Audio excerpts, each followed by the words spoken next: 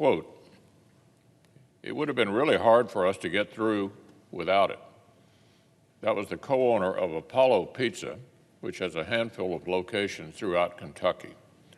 Quote, "It touches my heart just knowing that I can bring folks back and gainfully employ people who need to work." That was a restaurateur in Fayetteville, North Carolina. Quote, "It's pennies from heaven as far as our business is concerned." That was one small business owner in Highlands Ranch, Colorado. Quote, "It just made sense to us that if we're going to be able to get money from the government, spend it on our employees." That's from a fourth-generation owner of a bagel shop in Ferndale, Michigan. Those are just four of the millions and millions of hardworking Americans who've had an economic lifeline to help them endure this crisis year. That lifeline is the Paycheck Protection Program, the PPP. About 7 months ago, our nation's top medical experts recommended we do something without precedent: shutter whole sections of the economy to protect Americans from the pandemic. Congress needed an historic plan to help workers. Our colleagues, Senator Rubio and Senator Collins, stepped forward. They realized we could not simply let Main Street go under. We could not simply tell millions and millions more workers to forget about their jobs and join the unemployment lines. We couldn't just let every storefront except the biggest corporate retailers turn into permanent pandemic ghost towns. We had to give small businesses and their workers a fighting chance. The senior senators for Maine and Florida found the solution. They literally invented the PPP.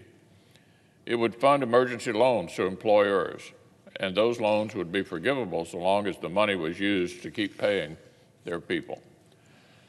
As far as emergency government rescues go, their idea was actually a bold free enterprise policy.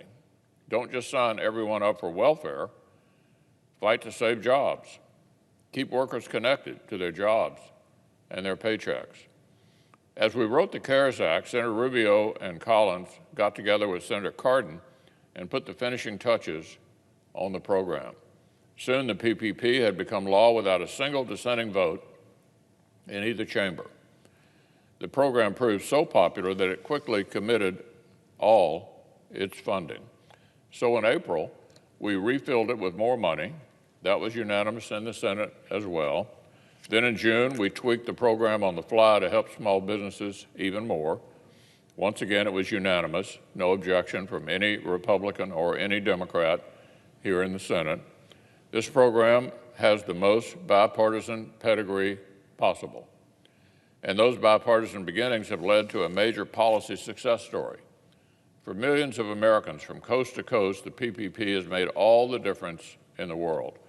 It has kept paychecks coming into their mailboxes and bank accounts where there otherwise would have been pink slips. Every state, every town, every city knows the difference it has made. So where are we today? That historic first draw of the PPP has wound down. The program is closed to new applications. Many firms have run through their funds. But clearly, our economic recovery remains a work in progress. For many workers, business has not come roaring back to normal, and it won't until the health situation allows it. Fortunately, Senator Rubio and Senator Collins have stepped up again. Our colleagues have legislation that will refund and reopen the PPP. It will establish a whole second round for the hardest hit small businesses that need help most. And thanks to the efforts of several colleagues, the legislation will also streamline the program and strengthen oversight. I would submit, Mr. President, that even for a Congress this divided, even in the year 2020, reopening the PPP really ought to be a no-brainer. There is bipartisan agreement that American workers still need help. There's already bipartisan infrastructure in place to provide that help. But there's a problem.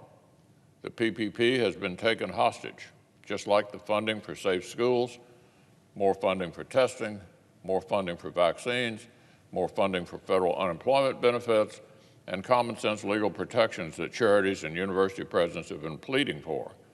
The PPP has been taken hostage by Speaker Pelosi and Leader Schumer. The Democratic leaders have spent months holding out for a long, far-left wish list of non-COVID-related priorities and obstructing any additional aid until they get it. All or nothing. All or nothing. That's been their position.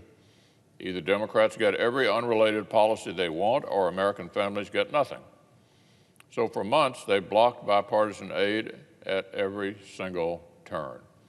The Democratic leader even tried last night to adjourn the Senate so we could do nothing at all for 3 weeks.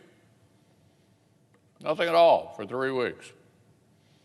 That's how urgent he thinks it is to help working people. He wanted to go home for 3 weeks because President Trump will not just cave to the entire Democratic Party platform because, for example, the president won't simply hand out endless sums of cash to chronically mismanaged state and city governments out of proportion to COVID needs. Speaker Pelosi has seen to it that working families have gotten nothing, rather than something. So look, Mr. President, every senator in this body knows this is not how people act if they actually want an outcome. American families, working families, have waited months and months for Speaker Pelosi to end her Marie Antoinette act and let Congress find common ground. There's no reason the second round of the Paycheck Protection Program should wait another single day. So we're going to vote on this legislation today. One clear vote on one clear program that everyone in this chamber says they want to pass. Well, I'll let you in on a secret, Mr. President. There's something senators do when we want something to pass. Here's what we do when we want something to pass.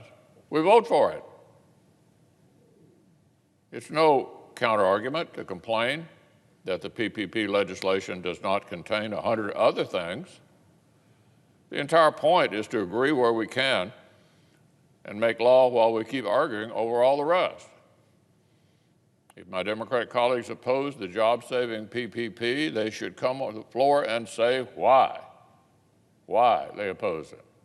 Otherwise, this afternoon should bring another unanimous vote.